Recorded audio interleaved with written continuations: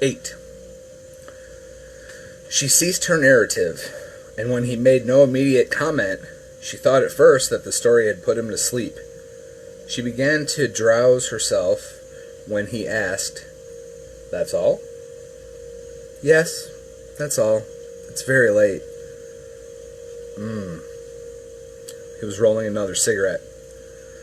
"Don't go getting your tobacco dandruff in my bed," she told him, more sharply than she intended. "No."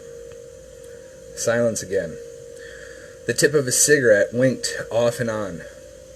"You'll be leaving in the morning," she said dully. "I should. I think he's left a trap for me here, just like he left one for you." "Do you really think that number would—" "If you like your sanity, you don't ever want to say that word to Nort," the gunslinger said. "Put it out of your head. If you can, teach yourself that the number after 18 is 20, that half of 38 is 17. The man who signed himself Walter O'Dim is a lot of things, but a liar isn't one of them. But when the urge comes, and it's strong, come up here and hide under your quilts and say it over and over again. Scream it if you have to, until the urge passes. A time will come when it won't pass." "A time will come when it won't pass." The gunslinger made no reply, for he knew this was true. The trap had a ghastly perfection. If someone told you you'd go to hell if you thought about seeing your mother naked— once, when the gunslinger was very young, he had been told this very thing— you'd eventually do it. And why? Because you did not want to imagine your mother naked. Because you did not want to go to hell. Because if given a knife and a hand in which to hold it, the mind would eventually eat itself. Not because it wanted to, because it did not want to. Sooner or later, Allie would call Nort over and say the word. "Don't go," she said. "We'll see." He turned on his side away from her, but she was comforted. He would stay, at least for a little while. She drowsed. On the edge of sleep, she thought again about the way Nort had addressed him in that strange talk. It was the only time she had ever seen her strange new lover express emotion. Even his love-making had been a silent thing, and only at the last had his breathing roughened and then stopped for a second or two. He was like something out of a fairy tale or a myth, a fabulous, dangerous creature. Could he grant wishes? She thought the answer was yes, and that she would have hers. He would stay a while. That was wish enough for a luckless, scarred bitch such as she. Tomorrow was time enough to think of another, or a third. She slept. 9. In the morning, she cooked him grits, which he ate without comment. He shoveled them in without thinking about her, hardly seeing her. He knew he should go. Every minute he sat here, the man in black was further away, probably out of the hard pan and arroyos and into the desert by now. His path had been undeviatingly southeast, and the gunslinger knew why. "Do you have a map?" he asked, looking up. "Of the town?" She laughed. "There isn't enough of it to need a map." "No. Of what's southeast of here." Her smile faded. "The desert. Just the desert. I thought you'd stay for a while." "What's on the other side of the desert?" "How would I know? Nobody crosses it. Nobody's tried since I was here." She wiped her hands on her apron, got potholders, and dumped the tub of water she had been heating into the sink, where it splashed and steamed. "The clouds all go that way. It's like something sucks them—" He got up. "Where are you going?" She heard the shrill fear in her voice and hated it. "To the stable. If anyone knows, the hostler will." He put his hands on her shoulders. The hands were hard, but they were also warm. "And to arrange for my mule. If I'm going to be here, he should be taken care of. For when I leave." but not yet. She looked at him. But you watch that Kennerly. If he doesn't know a thing, he'll make it up. Thank you, Allie. When he left, she turned to the sink, feeling the hot, warm drift of her grateful tears. How long since anyone had thanked her? Someone who mattered. 10. Kennerly was a toothless and unpleasant old satyr who had buried 2 wives and was plagued with daughters. 2 half-grown ones peeked at the gunslinger from dusty shadows of the barn. A baby drooled happily in the dirt. A full-grown one, blonde, dirty, and sensual, watched with a speculative curiosity as she drew water from the groaning pump beside the building. She caught the gunslinger's eye, pinched her nipples between her fingers, dropped him a wink, and then went back to pumping. The hostler met him halfway between the door to his establishment and the street.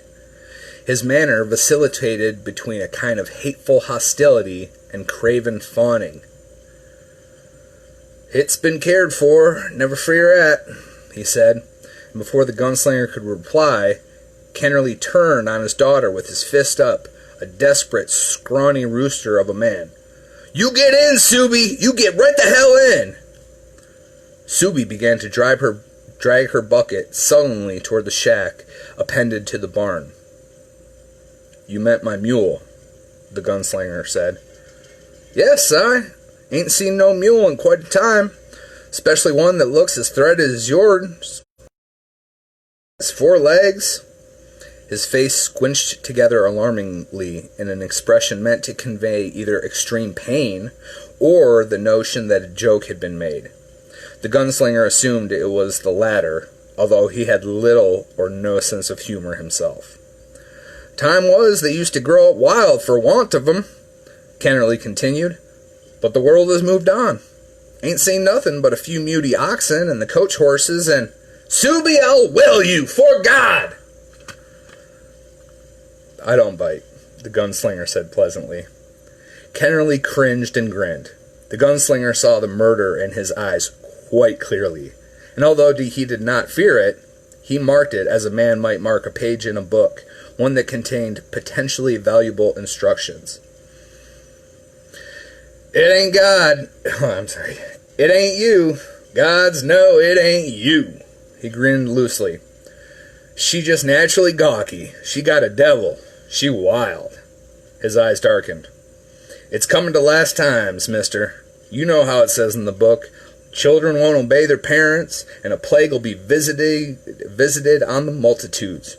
You only have to listen to the preacher woman to know it." The gunslinger nodded, then pointed southeast. "What's out there?" Kennerly grinned again, showing gums and a few sociable yellow teeth. "Dwellers? Weed? Desert? What else?" He cackled, and his eyes measured the gunslinger coldly. "How big is the desert?" "Big." Kennerly endeavored to look serious, as if answering a serious question. "Maybe 1,000 wheels. Maybe 2,000. I can't tell you, mister. There's nothing out there but devil grass and maybe demons. Heard there was a speaking ring somewheres on a far side, but that is probably a lie. That's the way the other fella went. The one who fixed up Nordy when he was sick." "Sick? I heard he was dead." Kennerly kept grinning. Well, maybe. But we're grown-up men, ain't we?" "But you believe in demons." Kennerly looked affronted. "That's a lot different. Preacher woman says—" He blathered and palavered ever onward. The gunslinger took off his hat and wiped his forehead. The sun was hot, beating steadily. Kennerly seemed not to notice. Kennerly had a lot to say, none of it sensible. In the thin shadow by the livery, the baby girl was gravely smearing dirt on her face. The gunslinger finally grew impatient and cut the man off in mid-spate. "You don't know what's after the desert?" Kennerly shrugged. "Some might. The coach ran through part of it 50 years ago. My pap said so. He used to say 'twas mountains. Others say an ocean, a green ocean with monsters. And some say that's where the world ends. That there ain't nothing but lights that'll drive a man blind, and the face of God with his mouth open to eat them up. Drivel, the gunslinger said shortly. Sure it is, Kennerly cried happily. He cringed again, hating, fearing, wanting to please. You see my mule is looked after. He flicked Kennerly another coin, which Kennerly caught on the fly. The gunslinger thought of the way a dog will catch a ball. Surely, you staying a little? I guess I might. There'll be water. If God wills it! Sure! Kennerly laughed unhappily, and his eyes went on wanting the gunslinger stretched out dead at his feet. That alley's pretty nice when she wants to be, ain't she? The hostler made a loose circle with his left fist and began poking his right finger rapidly in and out of it. Did you say something? The gunslinger asked remotely. Sudden terror dawned in Kennerly's eyes, like twin moons coming over the horizon. He put his hands behind his back like a naughty child caught with the jam jar. No, Si, not a word, and I'm sorry. I'm right sorry if I did. He caught sight of Subi leaning out a window and whirled on her. I'll will you now, you little slut whore! For God! The gunslinger walked away, aware that Kennerly had turned to watch him, aware of the fact that he could whirl and catch the hostler with some true and untinctured emotion distilled on his face. Why bother? It was hot, and he knew what the emotion would be. Just hate. Hate of the outsider. He'd gotten all the man had to offer. The only sure thing about the desert was its size. The only sure thing about the town was that it wasn't all played out here. Not yet.